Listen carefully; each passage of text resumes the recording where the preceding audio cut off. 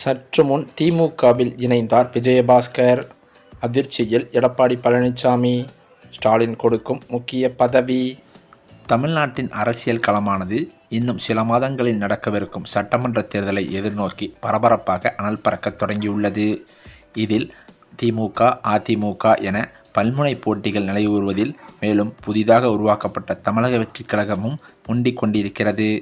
இந்த நிலையில் தமிழக வெற்றிக் கழகத்தின் எழுச்சியால் மற்ற கட்சிகளுக்கு தோல்வி பயம் ஏற்பட்டுள்ளதாக செங்கோட்டையன் சமீபத்தில் கூறியிருப்பது பேசும் பொருளாகி இருக்கிறது.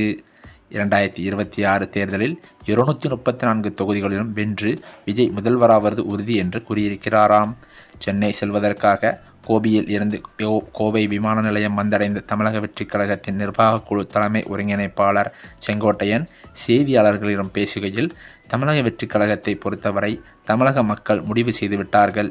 2 இயக்கங்களே இந்த நாட்டை ஆள வேண்டுமா, புதிதாக ஒருவர் தோன்ற வேண்டும் என்ற எண்ணங்களோடு தான் இந்த இயக்கம் தற்பொழுது வீரநடை போட்டு கொண்டிருக்கிறது. பல கோடி ரூபாய் வருவாயை இழந்தாலும் விஜய் மக்கள் பணியாற்றுவதற்காக ஒரு இளைஞர் என்ற முறையில் வந்திருக்கிறார். அவரை பற்றி எல்லோரும் கருத்து சொல்வதற்கு காரணம் என்னவென்றால், எல்லோருக்கும் பயம் ஏற்பட்டிருக்கிறது. வெற்றி என்ற இலக்கை அடைய முடியாத இந்த காரணத்தினால் அனைவரும் கருத்துக்களை தெரிவித்து வருவதாக குறிப்பிட்டிருக்கிறார். மேலும் ஒவ்வொருவருக்கும் தோல்வி பயம் உருவாகி இருப்பதாகவும், சிலருக்கு தோல்வி பயம் என்பது தன்னுடைய இடத்தில் வெற்றி பெற முடியாது என்பதால் தான் ஒவ்வொரு அரசியல் கட்சிகளும் அவர்களது கருத்துக்களை பரிமாறிக்கொண்டிருக்கிறார்கள். இளைஞர்கள் மட்டுமல்லாமல் வெளிநாடுகளில் உள்ள தமிழர்கள் 3 லட்சம் பேரும் தமிழகத்தில் எப்பொழுது தேர்தல் நடைபெறப் போகிறது என்று பதிவு செய்துள்ளது இந்திய வரலாற்றில் இடம்பெறப் போகிறது என்று தெரிவித்தார்.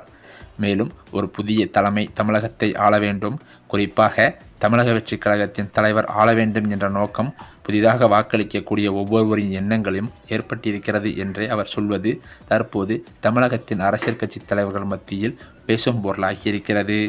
35 வயதுக்கு கீழுள்ள அனைவரும் ஒருமித்த கருத்தாகவும் அது பிரபலித்து கொண்டிருக்கிறது.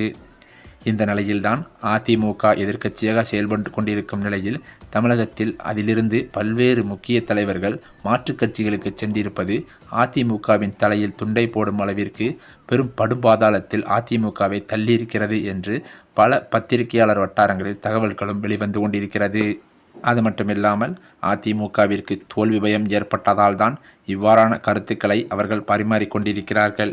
அதே சமயம் பாஜகவிடம் அதிமுகவை அடகு வைத்து விட்டார் எடப்பாடி பழனிசாமி என அதிமுகவின் முக்கிய அமைச்சர்களே வாதத்தில் ஈடுபட்டுள்ளதாகவும், அதிமுகவின் தலைமைக்கு நெருக்கடி கொடுத்து வருவதாகவுமே தகவல்கள் கசிந்துள்ளது. இது பெரும் சர்ச்சையை கிளப்பியது மட்டுமல்லாமல் அதிமுகவை படு பாதாளத்தில் தள்ளுவதற்கான வழியாகவும் பார்க்கப்படுகிறது.